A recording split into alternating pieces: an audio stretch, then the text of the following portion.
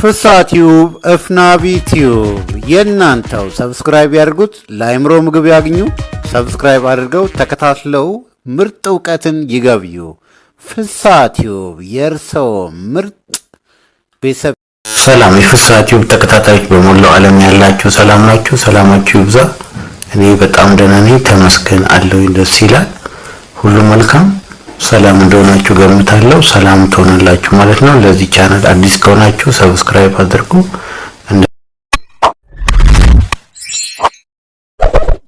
እንደዚሁም ላይክ አድርጉ፣ ኮሜንት አስቀምጡ። ከወደዳችሁ ለሌሎች ሼር አድርጉ። መልካም። በዛሬ የምንመለከተው ለመለወጥ መወሰን የምንችልበትን ትልቁ ነገር ከኛ ጋር ያለውን ነገር መመልከት ነው። ስለዚህ ለመለወጥ እኛ ማድረግ የምንችለው መወሰን ነው። በመጀመሪያ ደረጃ በህይወትሽ ምን ለመለወጥ ወስነሻል፣ ወስነሃል ነው። ስለዚህ እኔ ይሄንን እፈልጋለሁ፣ እኔ ይሄን አደርጋለሁ፣ እኔ ይሄንን አሳካለሁ የምትለውን ወይም የምትይውን ለመለወጥ እድል፣ ጊዜ፣ ወቅት፣ ሁኔታ አለ። ነገር ግን ለመለወጥ መወሰን እችላለሁ ወይ? እኔ በራሴ ለብቻዬ ሰዎች ሳይወስኑልኝ እናቴ፣ አባቴ፣ እህቴ፣ ወንድሜ፣ የአካባቢ ሰዎች፣ የሚያውቁኝ ሰዎች፣ ጓደኞቼ ሳይወስኑልኝ እኔ በራሴ ምን ወስናለሁ፣ ምን አደርጋለሁ የሚለውን ነገር በመጀመሪያ መመለስ ያስፈልጋል ማለት። እሱን ከመለስክ በኋላ በህይወት ልታሳካ የምትፈልገውን ነገር አሁን ያሉ ልማዶች እንዴት እንደ አዳበርካቸውና ያዳበርካቸው ልማዶች የማይጠቅሙ ከሆነ በእያንዳንዱ ቀን፣ በእያንዳንዱ ደቂቃ፣ በእያንዳንዱ ጊዜ፣ በየሁኔታው ልምዶችን እንዴት አድርገህ መተካት እንዳለብህና በአዳዲስ ልምዶች እንዴት አድርገህ ለስኬት የሚሆኑ ልምዶች መገንባት እንደምትችልና ወደ ህይወትህ አምጥተህ ማዳበር እንደምትችል እንመለከታለን ማለት ነው። ስለዚህ ይህንን ስንመለከት ህይወታችን ሊለውጥ የሚችል የሚጠቅመን ትልቁ ነገር ምንድነው? ከልጅነት እስከ ዕውቀት አሁን የትኛውም እድሜ ላይ ልንሆን እንችላለን። 10 ዓመት ልትሆን ትችላለህ፣ 12 ዓመት ልትሆን ትችላለህ፣ 15 ዓመት ልትሆን ትችላለህ፣ 20 ዓመት ልትሆን ትችላለህ፣ 25፣ 30፣ 40፣ 50፣ 60፣ 70 የትኛውም የእድሜ ክልል ላይ ሆነ መለወጥ ከወሰንክ፣ መለወጥ ከፈለግ አንተ ከወሰንክ መለወጥ ትችላለህ፣ መለወጥ ትችላለሽ። የትኛውም እድሜ ሁኔታ ላይ ቢሆን መለወጥ ይቻላል ማለት ነው። ለመለወጥ ግን መወሰን ግድ ነው።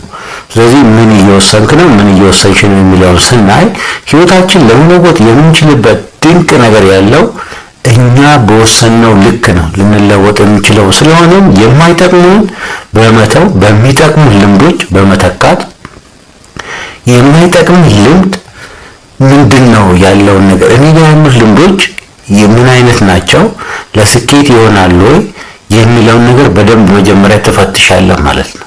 ከፈተሽክ በኋላ ህይወትሽን ሊለውጥልሽ የሚችልሽ እያንዳንዱ ያጎለበትሽው ልምድ መሆኑን ተረድተሽ ህይወታችን ሊለውጥ የሚችለው እያንዳንዱ ያዳበርናት ትንንሽ ነች የምንላት ልምድ ስለሆነች ምን አይነት ልምድ አለን የሚለውን ነገር በደንብ ማየት ያስፈልጋል ማለት። እሱን ካየሽ በኋላ ህይወትሽን መለወጥ ትችላለሽ ማለት ነው።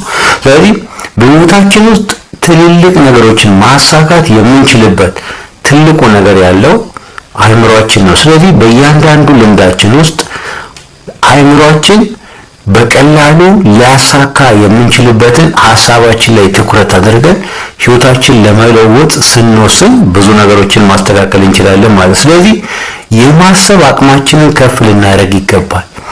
ስለዚህ እስከዛሬ እያሰብክ ላይሆን ይችላል፣ እያሰብሽ ላይሆን ይችላል፣ እየተጨነቅሽ ሊሆን ይችላል፣ እየተጨነቅ ሊሆን ይችላል።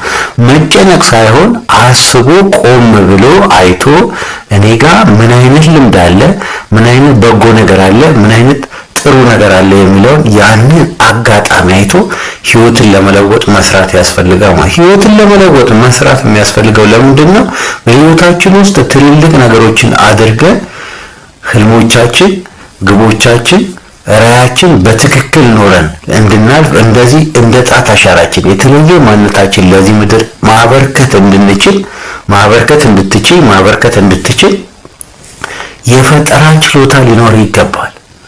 በእያንዳንዱ ነገር የፈጠራ ችሎታን ከፍ ስታደርግ ህይወትን ለመለወጥ ትችላለህ ማለት ነው። ስለዚህ ይህ ሁሉ እንዳታሳካ ህይወትን እንዳታይ በሁሉም የህይወት ክፍሎች ውስጥ በደንብ ትኩረት ሰጥተህ እንዳሰራ ሊያደርግ የሚችለው ልምድህና ልምድህ ብቻ ነው። ስለዚህ ለመለወጥ የሚያዳግቱን ብዙ ጊዜ እንዳንሰራ ምክንያት የሚሆኑብን ሰበብ እንድንደረድር የሚያደርጉን የሚገፋፉን ምንድነው? ያለን ልምምድ ነው። ስለዚህ በህይወታችን ውስጥ ማሳካት ለምንፈልገው ነገር በደንብ ማሳካት እንድንችል ህይወታችንን በደንብ ፈትሸን ያለንን ጥቃቅን ልምድ በመቀየር በአዲስ ልምድ በመተካት የሚጠቅሙን ከሆነ በማስቀጠል የማይጠቅሙን ከሆነ በአዲስ ልምድ በመተካት እኛ ለምንፈልገው ዓላማ የሚስማማ ልምድ በመገንባት ህይወታችንን ማስተካከል እንችላለን ማለት ነው። ስለዚህ ቁርጠኝነቱ ካለ በርካታ ነገሮችን ለማሳካት ትሰራለህ ማለት ነው። ስለዚህ ለማሳካት የምትፈልገውን ነገር አንተ በቀላሉ ማሳካት እንድትችል ህይወትን ልቀይርበት የምትችለውን ነገር በደንብ እንድታሳካ ሊረዳህ የሚችለው ምንድነው? የመጀመሪያው ነገር ቁርጠኝነት ነው። ቁርጠኝነቱ ኖሮ ታዲያ ቁርጠኝነትህ ወደ ትክክለኛ ወደ ተቀጣጠለ ፍላጎት ካልተቀየረ በቀር ልታሳካ የሚችለውን ነገር በቀላሉ ማሳካት አትችልም። ስለዚህ አንተ በህይወት ውስጥ የቁርጠኝነቱ ልምምድ አለኝ የሚለውን ማየት አለብህ። ሌላው ደግሞ የጠንካራ ፍላጎት ልምምድ አለኝ ወይ? የምፈልገውን ነገር በደንብ አውቀዋለሁ ወይ? ስለዚህ እኔ የምፈልገው ነገር ለህልሜ የሚስማማ ነው ወይ? ለግቤ የሚስማማ ነው ወይ? ለዓላማ የሚስማማ ነው ወይ? ህይወቴን የሚለውጥ ነው ወይ የሚለውን ነገር ማየት መቻል አለብን ማለት እሱን አይተህ ህይወትን ለመለወጥ በደንብ ጠንክረህ ልትሰራ ይገባል። ጠንክረህ ስትሰራ ህይወትን የምትለውጥበት ድንቅ አጋጣሚ እንዳለ፣ እምቅ አቅም እንዳለ፣ ችሎታ እንዳለ፣ ሁሉም ነገር ማድረግ እንደምትችል፣ ክህሎቶችን መላበስ እንደምትችልና አዳዲስ ነገሮችን ወደ ህይወት ማምጣት እንደምትችል ትረዳለህ ማለት ነው።